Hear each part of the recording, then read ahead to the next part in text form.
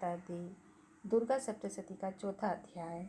या देवी सर्वभूतेषु मातृरूपेण संस्थिता नमस्तस्यै नमस्तस्यै नमस्तस्यै नमो नमः। इंद्र आदि देवताओं द्वारा देवी की स्तुति। महर्षि मेधा बोले, देवी ने जब पराक्रमी दुरात्मा महिषासुर को मार गिराया और असुरों की सेना को मार गिराया, तब इंद्रादि एवं समस्त देवता अपने सिर तथा शरीर को झुकाकर भगवती की स्तुति करने लगे। जिस देवी ने अपनी शक्ति से यह जगत व्याप्त किया है और जो संपूर्ण देवताओं तथा महर्षियों की पूजनीय है, उस अंबिका को हम भक्तिपूर्वक नमस्कार करते हैं। वह हम सबका कल्याण करे। जिस अतुल प्रभाव और बल का वर्णन भगवान विष्णु शंकर ब्रह्मा जी नहीं कर सके, वही चंडिका देवी इस संपूर्ण जगत का पालन करे और अशुभ भय का नाश करे।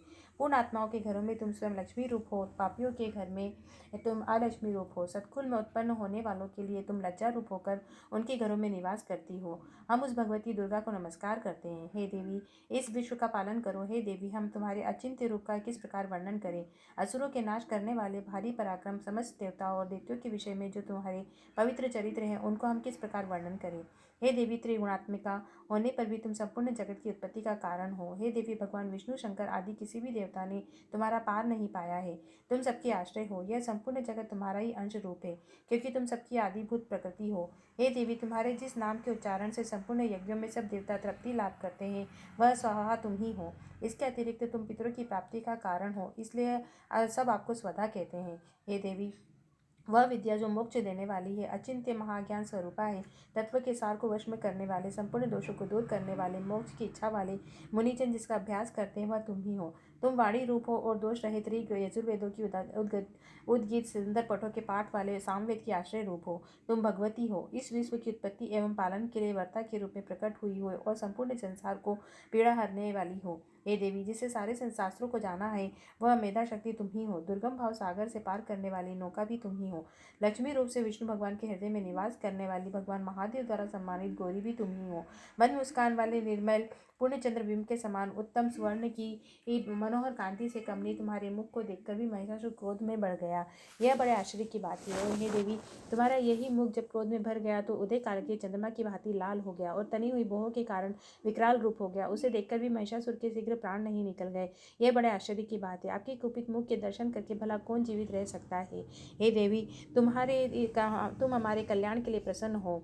आपके प्रसन्न होने से इस जगत का विदय होता है और जब क्रोध हो जाती है तो कितने ही कुलों का नाश हो जाता है। यह हमने अभी अभी जाना है, जब तुमने महिषासुर की बहुत बड़ी सेना को देखते ही देखते मार दिया।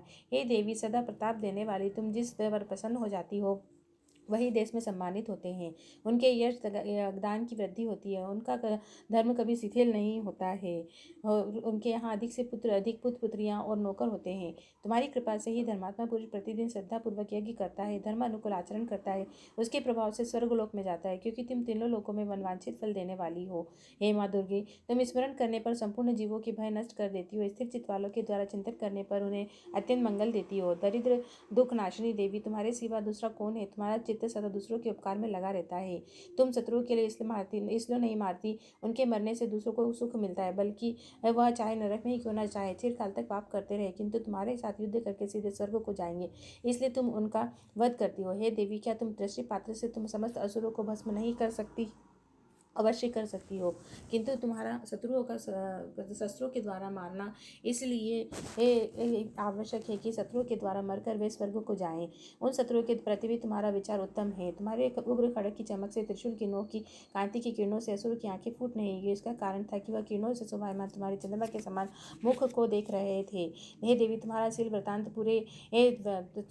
पूरे बुरे वृतांत को दूर करने वाला है। सबसे अधिक तुम्हारा रूप है, ना तो कभी ये चिंतन में आ सकता है, या ना कभी तुलना हो सकती। तुम्हारा बल पराक्रम शत्रु को नाश करने वाला है। इस तरह तुमने शत्रु पर भी दया प्रकट की है। तुम्हारे बल की किसके साथ बराबरी की जा सकती है, तथा शत्रु को भय देने वाला इतना सुंदर रूप भी किसका हो सकता है। हृदय में अपने कृपा और युद्ध में निष्ठुरता, ये दोनों बातें तीनों लोक में केवल तुम्ही में देखने आई हैं। हे माता, युद्ध भूमि में शत्रु को मारकर तुमने उन्हें स्वर्ग में लोक में पहुंचाया है। इस तरह तीनों लोकों की तुमने रक्षा की तथा उन्मत्त असुरों से जो हमें भय था, उसे तुमने दूर किया है। तुमको हमारा नमस्कार है। हे देवी, तुम शूल तथा खड़ग से भी हमारी रक्षा करो। हे चंडिकेश्वरी, त्रिशूल को घुमाकर पूर्व पश्चिम उत्तर दक्षिण दिशा में हमारी रक्षा करो। तीनों लोकों में जो तुम्हारे सौम्य रूप है, घोर रूप है, उनसे हमारी रक्षा करो। पृथ्वी की रक्षा करो। हे अंबिके, आपके कर पल्लवों में जो खड़ग, सूल, गदा आदि शस्त्र शोभा पा रहे हैं, उनसे हमारी रक्षा करो। महर्षि बोले, इस प्रकार जब सब देवता ने जगत माता भगवती की स्तुति की और नंदन वन के फूलों तथा गंध अनुलेपनों द्वारा उनका पूजन किया, सबने मिलकर जब सुगंधित दिव्य फूलों और धूपों को सुगंधित निवेदन की, तब देवी ने प्रसन्न होकर कहा, देवताओं, तुम सब मुझसे मनवांछित फल मांगो। देवता बोले, हे भगवती, तुमने हमारा सब कार्य कर दिया है, अब हमारे लिए कुछ भी मांगना बाकी नहीं है, क्योंकि तुमने हमारे शत्रु महिषासुर को मार डाला है। हे महेश्वरी, तुम इस पर भी यदि कुछ देना चाहती हो तो बस इतना वर दो कि जब जब हम आपका स्मरण करें, हमारी विपत्तियों को हरण करने के लिए हमें दर्शन दिया करें। हे अंबिके, जो कोई भी तुम्हारी स्तुति करे, तुम उनको वित्त, समृद्धि, वैभव देने के साथ ही उनके घर, स्त्री आदि संपत्ति बढ़ावे तथा सदा हम पर प्रसन्न रहे। महर्षि बोले, हे राजन, देवताओं ने जब जगत के लिए तथा अपने लिए इस प्रकार प्रश्न किया तो तथास्तु कहकर देवी अंतर्ध्यान हो गई। जिस प्रकार तीनों लोगों का हित चाहने वाली यह भगवती देवताओं के शरीर से उत्पन्न हुई थी, वह सारा वृतांत मैंने तुमसे कह दिया। इसके बाद दुष्ट असुर शुंभ निशुंभ का वध करने तथा लोगों की रक्षा करने के लिए जिस प्रकार देवी गौरी देवी के शरीर से उत्पन्न हुई, वह सारा वृतांत का वर्णन करता हूँ। चतुर्थ अध्याय संपन्न। जय मां बे मात की जय।